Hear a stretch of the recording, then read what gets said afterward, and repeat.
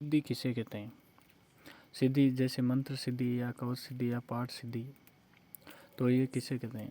भगवान शिव ने सभी मंत्रों को या पाठ को या कवचों को किलित कर दिया कि जो भविष्य में है इनका दुरुपयोग न हो। तो उनकी एक मात्रा होती है, जैसे कोई मंत्र है तो उसके कम से कम एक शब्द के 1,00,000 जाप होने चाहिए। जैसे ओम नमः शिवाय तो उन पंचाक्षर है, एक ओम लगने पर ये सटाक्षर बन जाता है। तो इसके कम से कम 6,00,000 जाप करने पर ये सिद्ध हो जाता है। और साथ ही जो जाप करता है उसकी भावना भी देखी जाती है। देवता के प्रति जिसकी जितनी भावना पवित्र होगी वह मंत्र उतना ही जल्दी सिद्ध होता है या कवच हो। तो जैसे हनुमान चालीसा के 108 पाठ एक साथ करने पर वह सिद्ध हो जाती है। सिद्ध होने का मतलब है कि ब्रह्मांड में संतों द्वारा इन ऊर्जाओं को, पाठ को, कवच को सिद्ध कर दिया और ब्रह्मांड में उनकी ऊर्जा निरंतर फैलती रहती है। वही ऊर्जा जब हम इस पाठ को सिद्ध कर लेते हैं तो वो ऊर्जा हमसे जुड़ती है, जुड़कर हमारे जो कार्य हैं उनको सिद्ध करती है।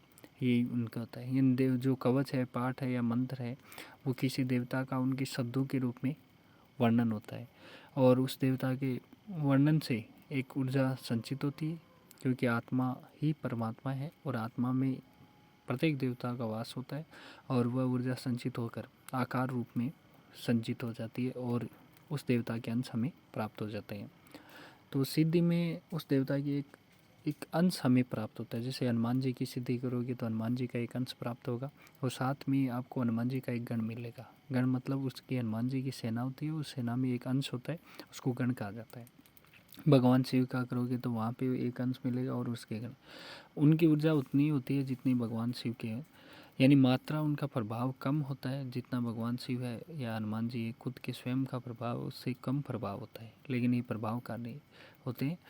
जैसे आप हनुमान चालीसा को कर रहे या शिव चालीसा है या गणेश चालीसा है, किसी भी प्रकार की चालीसा उचित करते हो तो उसी देवता के हमें अंश प्राप्त हो जाते हैं।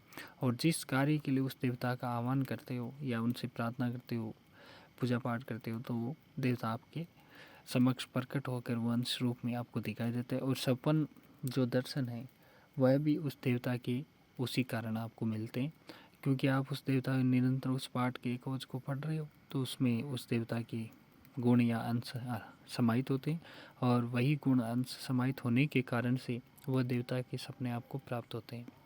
कभी कभी सपने नकारात्मक भी होते हैं, तो हमारे ब्रह्मांड में जो नकारात्मक ऊर्जाएं हैं वो हमारे उस पूजा पाठ को रोकने के लिए वो उधर से दर्शाते हैं। जैसे कभी भय पैदा होता है या पूजा पाठ करते हो तो उसमें अलग अलग आपको दर्शे होते हैं, जैसे उसमें अश्लील विचार भी आ सकते हैं। तो अश्लील जो मन की शुद्धता होती है, नाम जाप लगातार करते रहें, जिस देवता का ध्यान करते हो, जैसे शिव भगवान का तो शिव शिव बोलते रहें, या विष्णु तो विष्णु, राम राम, या और भी कोई भी देवता का ध्यान करो तो उनके जो मंत्र हैं वो जैसे ओम है, नमः है, इनको हटा कर केवल उनके शाब्दिक अर्थ को करते रहें। तो इस सिद्धि के बारे में आपको विस्तार में चैनल को लाइक, शेयर और सब्सक्राइब करें। बजरंग बली की और प्रभु श्री राम की और सभी 33 कोटि देवी देवताओं की कृपा आप और आपके परिवार पर सदा बना रही। चैनल को लाइक, शेयर और सब्सक्राइब करें जिससे आने वाली वीडियो आपको प्राप्त हो। जय श्री राम, जय बजरंग बली।